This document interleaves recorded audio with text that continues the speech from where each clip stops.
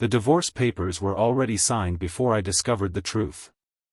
The woman I had promised to love for the rest of my life walked away with tears in her eyes, believing I had chosen my mother over her, while I stood frozen, convinced I had been betrayed by the only person who had ever truly loved me. By the time I uncovered the heartbreaking secret hidden behind years of manipulation, lies, and guilt, the family I had dreamed of building had already fallen apart. The greatest mistake of my life wasn't marrying the wrong woman. It was trusting the wrong person with the power to destroy my marriage. If you believe in kindness, forgiveness, hope, and second chances, please take a moment to like this video, leave a comment, share this story with someone you care about, and subscribe to our channel. Every act of support helps our community continue sharing emotional journeys that remind us all of the power of love and healing. Graham Foster had always believed that family came before everything else. Raised in a quiet New England town by his widowed mother, Lorraine, he grew up carrying responsibilities far beyond his age. His father had died when he was only 10, and from that moment forward, Graham became more than a son. He became Lorraine's emotional anchor. She constantly reminded him that they only had each other and that no one would ever love him the way she did. As a child, those words sounded comforting. As an adult, they became invisible chains he never realized he was wearing. When Graham met Celeste Whitmore at a community charity event one bright spring afternoon, life finally felt complete. Celeste possessed a calm strength that drew people toward her. She volunteered at local literacy programs, spent weekends helping elderly neighbors, and smiled with a warmth that made strangers feel welcome. Their relationship grew naturally, built on trust, laughter, and shared dreams. They imagined buying a small countryside home, filling it with children, dogs, music, and family dinners that stretched late into sunny evenings. For the first time since his father's death, Graham felt that happiness wasn't something borrowed from the future. It was something he was finally living. Lorraine greeted Celeste politely in public, but beneath every compliment lived quiet resentment.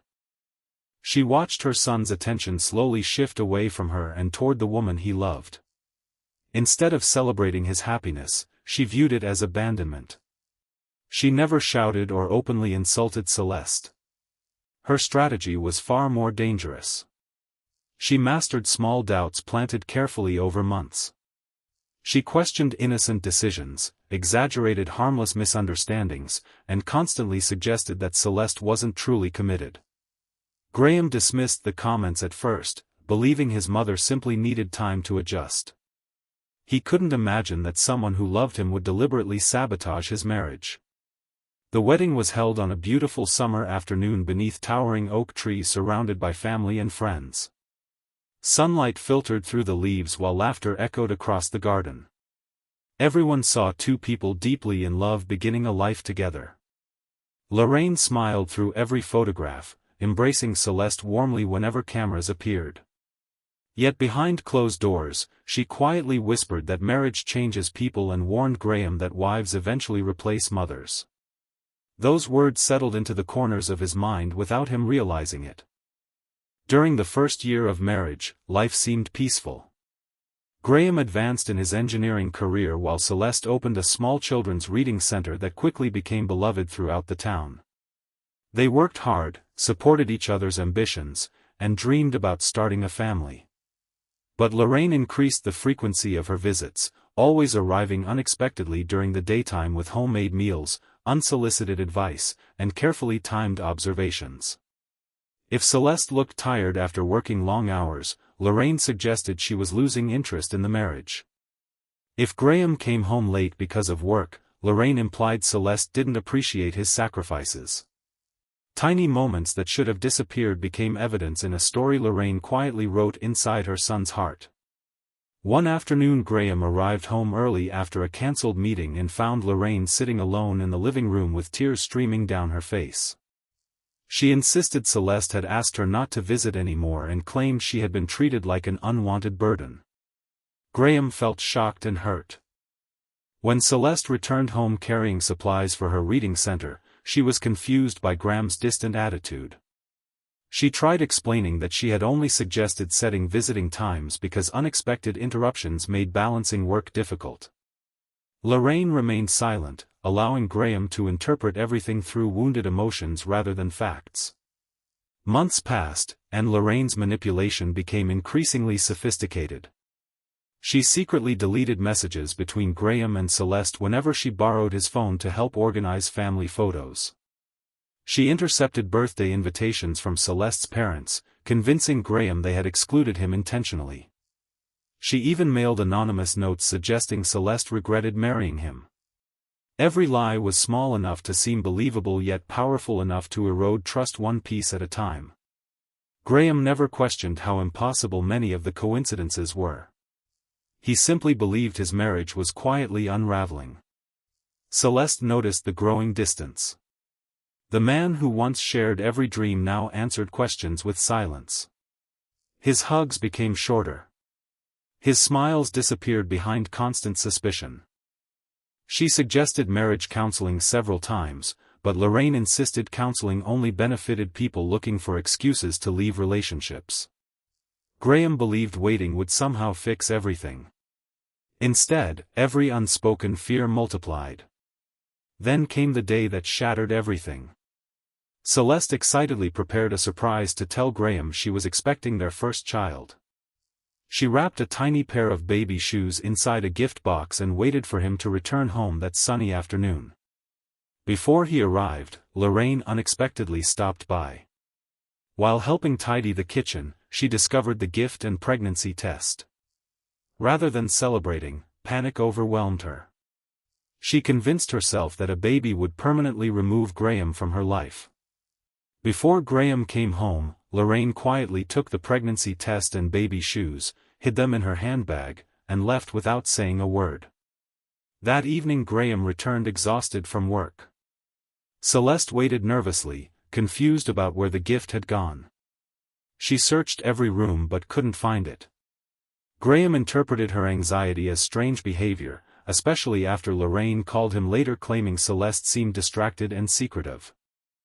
The beautiful announcement that should have become one of the happiest moments of their lives dissolved into confusion. Days later, Celeste suffered a miscarriage brought on by severe emotional stress according to her physician.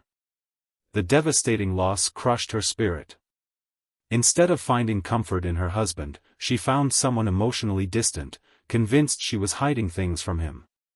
Graham mourned the child but never understood how deeply alone Celeste felt. Their home became painfully quiet. The divorce happened less than a year later during another bright autumn afternoon. Neither of them screamed. Neither of them fought. They simply signed papers while carrying mountains of misunderstanding between them. Celeste left wearing the same wedding ring she couldn't bear to remove until she reached her car. Graham watched her drive away believing she had stopped loving him. Celeste believed Graham had chosen his mother's version of reality over the woman standing beside him. Years passed. Graham buried himself in work and achieved financial success that meant absolutely nothing. Promotions arrived. Awards filled his office. His large house echoed with unbearable silence every afternoon when he returned home. Lorraine continued living nearby, satisfied that she once again had her son to herself. Yet even she noticed he no longer laughed. The victory she believed she had won brought neither of them peace. Everything changed on a warm afternoon nearly 6 years after the divorce. Lorraine suffered a minor stroke that required rehabilitation. While organizing her home before she returned from the hospital, Graham discovered a dusty storage box hidden beneath old blankets in the attic. Inside were dozens of forgotten items carefully preserved over the years. Family photographs. Greeting cards. Letters never delivered. Then his hands stopped shaking only because they had gone completely numb. Resting inside the box were tiny baby shoes wrapped in faded tissue paper. Beneath them lay the positive pregnancy test. A handwritten note from Celeste slipped onto the floor. The note described how excited she was to become parents and how she couldn't wait to tell Graham that afternoon because she knew he would be the most loving father imaginable. The date matched the exact day everything began falling apart. Graham searched through the rest of the box in disbelief. Hidden among old envelopes were birthday invitations he had never received, anniversary cards from Celeste, letters apologizing after arguments he never knew existed because they had never reached him, and printed copies of deleted text conversations Lorraine had somehow preserved after removing them from his phone. Every missing piece of his broken marriage sat inside one forgotten box. The truth struck harder than any physical pain he had ever experienced. His mother had not merely interfered. She had systematically dismantled his marriage. When Lorraine returned home weeks later, Graham gently placed the box on the kitchen table beneath the afternoon sunlight. She looked at the contents and immediately understood. For the first time in her life, excuses failed her. Years of denial collapsed beneath overwhelming evidence. She admitted everything through uncontrollable tears. She confessed that fear consumed her after losing her husband. She believed every person Graham loved would eventually take him away forever. Instead of seeking help for her grief, she tried controlling the only relationship she thought she could keep. She admitted stealing the pregnancy announcement, hiding letters, spreading lies, and manipulating situations because she convinced herself she was protecting their bond. Graham listened quietly. He didn't raise his voice. He didn't insult her. The pain had grown far beyond anger. He simply said that the greatest tragedy wasn't what she had done to him. It was what she had stolen from innocent people who deserved love instead of fear.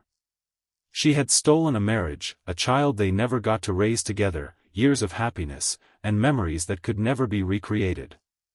For the first time, Lorraine fully understood the cost of her actions.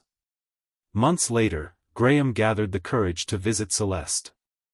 He found her volunteering at another literacy fundraiser filled with children laughing beneath the afternoon sun. She looked older, wiser, and carried a quiet peace that both comforted and broke his heart. She had never remarried. Instead, she had devoted herself to helping children who struggled with reading, believing that giving hope to others helped heal her own wounds. Graham didn't expect forgiveness. He only wanted to tell her the truth. They spent hours walking through a nearby botanical garden as sunlight warmed the winding paths. Graham confessed every discovery, every hidden letter, every lie, and every regret. He accepted full responsibility for failing to trust the woman who had never stopped loving him. He admitted that although his mother created the deception, he had made the choice not to believe his wife when she needed him most. Celeste cried quietly. Not because she still hated him. Because hearing the truth finally explained years of unanswered questions. The weight she had carried in silence suddenly became lighter. Healing did not happen instantly. Forgiveness never erased the past. But over the following year they slowly rebuilt a friendship based on honesty instead of assumptions. They attended counseling together, not to repair who they once were but to understand who they had become. Graham learned that love without trust cannot survive. Celeste learned that forgiving someone doesn't excuse what happened, it simply frees the heart from carrying endless pain. Lorraine also began therapy, volunteering at family support organizations where she openly shared how unresolved grief and possessiveness nearly destroyed everyone she loved. She accepted that some consequences could never be undone, yet she dedicated the rest of her life to preventing others from repeating her mistakes. One beautiful spring afternoon, nearly 8 years after signing their divorce papers, Graham and Celeste stood together once again in the same park where they had first met. They weren't trying to recreate the past. They were choosing a new future built on truth. Their smiles looked different now, shaped by loss, humility, and wisdom instead of youthful certainty. They understood that real love isn't proven by never making mistakes. It's proven by having the courage to confront them, accept responsibility, and grow beyond them. Before we reach the end of this emotional journey, we would love to hear from you. Please leave a meaningful comment telling us whether you believe trust can truly be rebuilt after betrayal, or whether some mistakes can never be repaired. Your thoughts may bring comfort to someone reading them today. If this story touched your heart, please like this video, leave a meaningful comment, share it with someone who needs hope today, and subscribe to our channel so you never miss another emotional journey. As Graham and Celeste walked slowly beneath the warm afternoon sun, they understood that life had taken from them years they would never recover, but it had also given them something equally precious, the wisdom to recognize that love cannot flourish where fear controls the heart.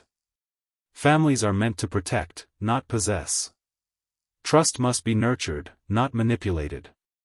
And while some scars remain forever, they no longer have to define the rest of our lives. The greatest mistake Graham ever made became the lesson that transformed every remaining day of his future, proving that even after unimaginable heartbreak, hope still has the courage to bloom again.